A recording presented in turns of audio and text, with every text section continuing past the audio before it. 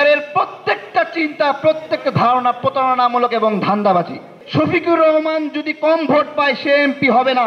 নূরের উপরে হামলা হয়েছে, সেটার মিছিলের মধ্যেও ঢুকায় দেয় পাল্লা পাল্লা পাল্লা দাড়ি পাল্লা। পিয়ারের মাধ্যমে এই স্বতন্ত্র প্রার্থীদের ভাগ্যে কি হবে? 1% ভোট কেন বাঁচাইতে গিয়ে 1,90,000 ভোট নষ্ট করলো কিনা বলেন। দলীয় খানাদানা শক্তিশালী করার জন্য জনগণের খানা কায়রা নিতে চায়, এটাই হলো পিয়ার।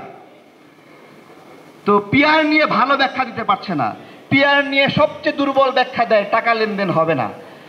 পিয়ার হলে যেটা হবে সেটা ওই দলের সভাপতি এবং সাধারণ সম্পাদক রাতারাতি কোটিপতি হয়ে যাবে।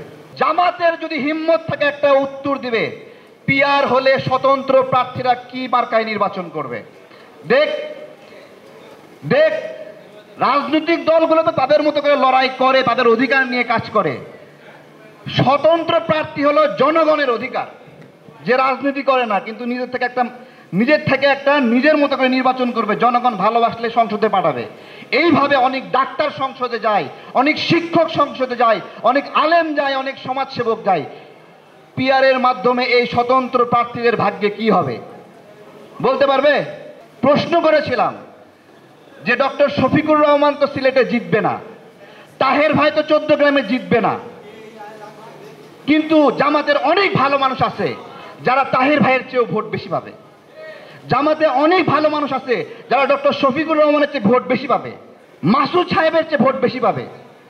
আমার প্রশ্ন হলো, পিয়ারে এইরকম কোনো পদ্ধতি আছে কি তাদের পিয়ারে যে শফিকুর রহমান যদি কম ভোট পায় সে এমপি হবে না, অন্য একজন জামাতের নেতা যদি বেশি ভোট পায় শফিকুর রহমানকে বাদ দিয়ে তাকে এমপি করা হবে? আছে পিয়ারে? উত্তর দিতে পারবে না। পিয়ারে আরো কি বলে, 1% ভোটও নাকি কাজে লাগে। খুব সুন্দর, 1% ভোট নিয়ে 3 জন এমপি করবে।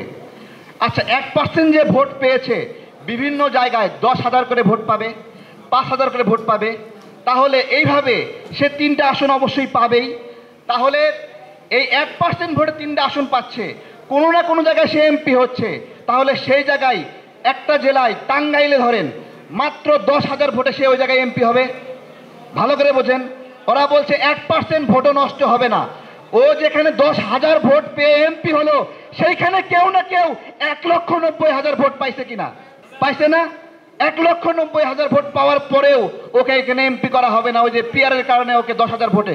তাহলে 1% ভোট কেন বাঁচাইতে গিয়ে 1,90,000 ভোট নষ্ট করলো কিনা বলেন, করলো কিনা? পিয়ারের প্রত্যেকটা চিন্তা, প্রত্যেকটা ধারণা প্রতারণামূলক এবং ধান্দাবাজি। শুধুমাত্র দলের লাভের জন্য জনগণের অধিকার কেড়ে নিতে চায়। জনগণের জনপ্রতিনিধি নির্বাচিত করার অধিকার চায়, সেইটা তারা কেড়ে নিতে চায়। কি বলে? তাদের দাড়ি পাল্লা পাল্লা পাল্লা পাল্লা দাড়ি পাল্লা, এইটা জিতলে হয়ে গেল। অথচ এই পাল্লা পাল্লা দাড়ি পাল্লা গণ অভ্যুত্থানের আগে কোনোদিন স্লোগানও দেয়নি তারা।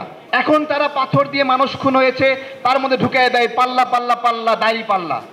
নূরের উপরে হামলা হয়েছে, সেটার মিছিলের মধ্যেও ঢুকায় দেয় পাল্লা পাল্লা পাল্লা দাড়ি পাল্লা। তো এইগুলো আপনাদেরকে আলোচনা